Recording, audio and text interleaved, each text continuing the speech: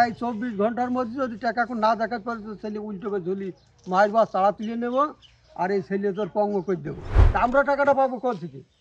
এতগুলো একটা পরিবারের থেকে এই আমরা চাষি মহলে এই টাকা কিভাবে 15 লাখ টাকা দিয়েছি, দেওয়ার পর আমাকে আর কিছু থাকে?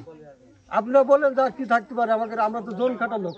এখন সে যে বলে আমাকে টাকাটা নিয়ে যেভাবে কায়দা করে দিয়েছে, এখন সেই রকম হয়েছে বলে আমরা দিয়েছি যে দেখ ছেলে যদি এক এক মাসের মধ্যে চলে যেতে পারে, নিজের পারে সে নিয়োগ দিয়েছে।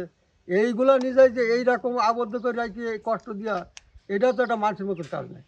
কত টাকা দিয়েছিলেন? আমি টাকা দিছি একবার দিছি 10 লাখ, আর পরের বার নিয়েছে নিয়ে মানে বোর্ডে দেবো বলেই এইভাবে নিয়ে যে এখনই দিতে টাকা দিয়ে দিলে ছেলে চলে দেবো পারি। তারপর 5 লাখ টাকা দিয়েছি, মোট 15 লাখ মোট দিয়েছিলেন। 15 লাখ টাকা দিয়েছি।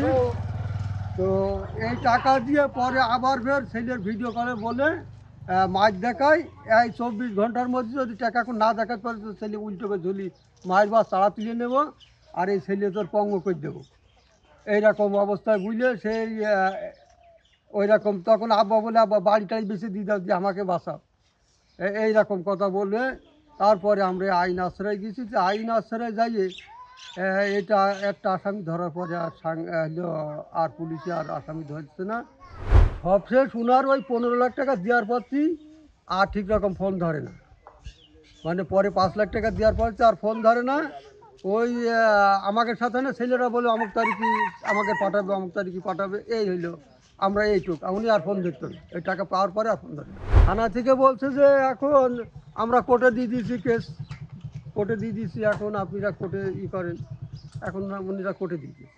সরকার থেকে যোগাযোগ এমন আর কই, এই সাংবাদিকরাই যা একটু তদন্ত নিয়েছে, কিন্তু সরকারি থেকে এখন প্রশাসন একটা ধরে তো আর ধরতে পারল না।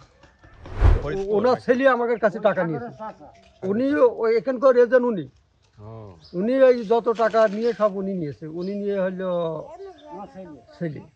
ওনার কাছে আমরা টাকা দিয়েছি, উনি আমাকে সাথে যোগাযোগ করেছে এই ব্যাপারে। ছেলে উনি আবার ওনার বউ স্ত্রী